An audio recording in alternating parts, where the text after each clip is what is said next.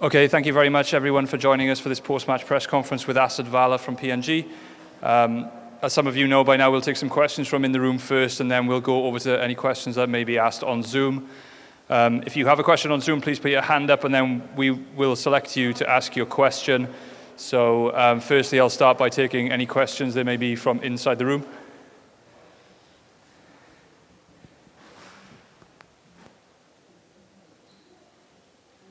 Hard luck, Captain.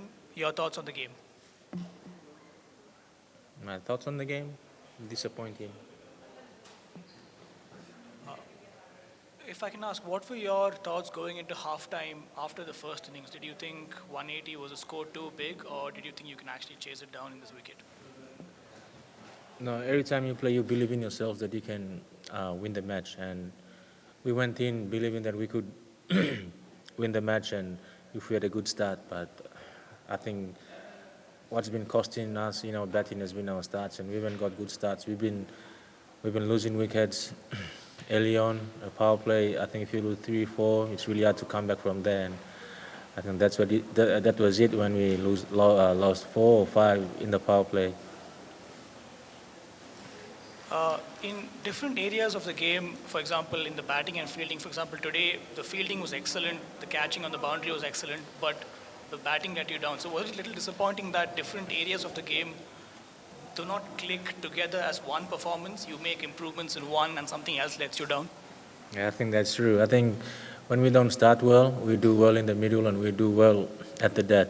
If we don't start well, I mean, if we do start well, then we don't do well at something, that's, I think we haven't been playing a really, complete match at the moment. I think today we started really well against a really good batting unit, 1 for 40 something. I think last 4 overs, when we, I think we were in the game, if I can say, but 16, 4 or 5 overs, I think that 60 runs, I think in the last 4 or 5 overs, I think we just couldn't execute our skills under pressure. When our bowlers were under pressure, we just couldn't execute. So disappointing. I think we did really well against Scotland, but when we were put under pressure again, we just couldn't execute. And finally then from me, what will the main takeaways be for you from this tournament? Because you've had some really good spells, some really bad ones. What are the positive things that you'll take away from this for later on? Especially, I think we need to be good. We need to be not just good, but be better. As batsmen, we need to score runs and consistently. And our bowlers, I think, just need to be executing their skills under pressure. I think fielding improved all throughout the 3 games, but I think we can be better as well. A lot of learnings. What I can say is we're just not good enough. I think. Especially, I think our batting really let us down. No one put their hands up, especially the senior players, myself and the senior players. We just need to be better and try lead from the front and score as many runs as we could, but we weren't good enough. I think we just need to be better and score more runs to give ourselves a chance. But I think we had a really, I thought Kabu was outstanding all throughout the 3 games. Kabu Avagi, on his first tour representing the country, I think he's been really good, and I'm really happy for him for the work he has put in, and I think credit to him. More questions, please, from the room? No more? Assad, how proud are you of what you and the team have achieved in coming this far?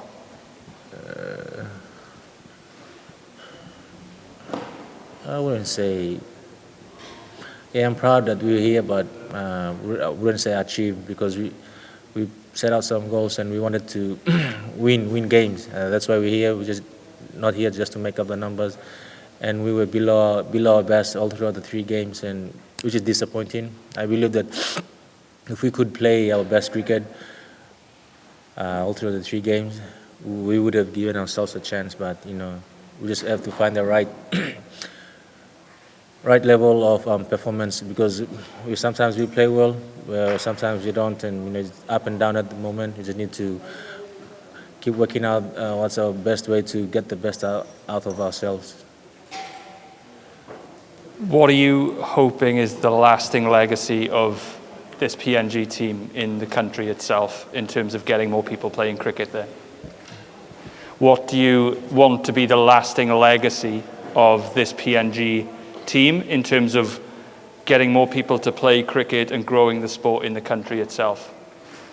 Yeah, I think if we can have more, I think it's all about the pathway and the support. I think we got a lot of kids playing at the moment, and if we can have more juniors coming through our system, I think our depth, I think having more depth in our pool to select from would be really good.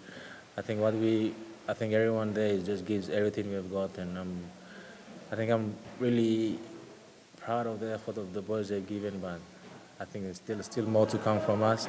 I think the best is yet to come. I think we have learned a lot from this tournament. Hopefully we can keep improving. Great, thank you. I don't think there are any further questions in the room, so I think there are just maybe 2 questions on Zoom that I'll hand over. So Mohammed Issam, please, if you could ask you a question. Captain, a couple of questions. Firstly, how would you rate Noriga's innings when you were 7 down for 29, and he just played a great knock just to make sure that the score was actually with some sort of decency in the end? Sorry, Mohammed, can you please ask your question again? Your audio was quite quiet at the start, sorry.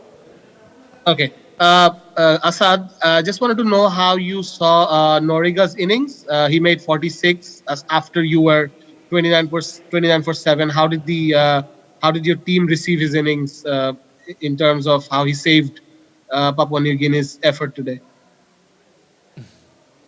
I think he played really well. He has been really good over the last 2 games. I think we need him to be more consistent, but I think that's the blueprint of what we expect from him. Really good innings from him. I think, like you said, he pulled us out to getting us to 90 to 100. So I was really happy with how he played. I think just need to keep working out and be consistent, and that's blueprint for him to keep working on. And Assad, secondly, what is PNG's next target at the international level? I don't know the schedule, so I don't know what's going to be happening. So if I know, then I can give you a clear answer, but I don't know what the plans are for us. Okay, thank you, Issam. Okay, thank you. I will just ask for the final question, please, from Abhishek Purohit, please. Assad, hi. In terms of how you train, what has this tournament taught you? You went up against a test side like Bangladesh. What changes will you make to your training going forward? What has it taught you? What training? I'm saying in terms of your training, what has this tournament taught you? Has it taught you to train differently? In terms of your training, what has this tournament taught you? I think I've caught that right. In terms of training, what has this tournament taught you? How has it shaped the way that you train as a team? I think is the question. I don't know the answer to that.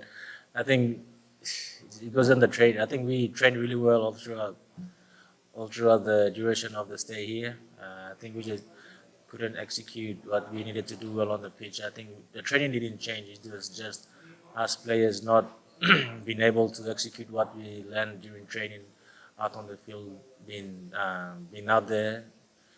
What we work on during training, we just couldn't execute during the game. So I think the training, it all depends on the coach. I think what he needs us to do to improve our game. So I think we have a really good coach in Carl. I think he knows what we need to do, so he's going to drop a program for us, and I know that the boys will improve, and looking forward to that opportunity working with Carl. Great. Thank you, Assad. That concludes the press conference. Thank you very much for your time. Thank you.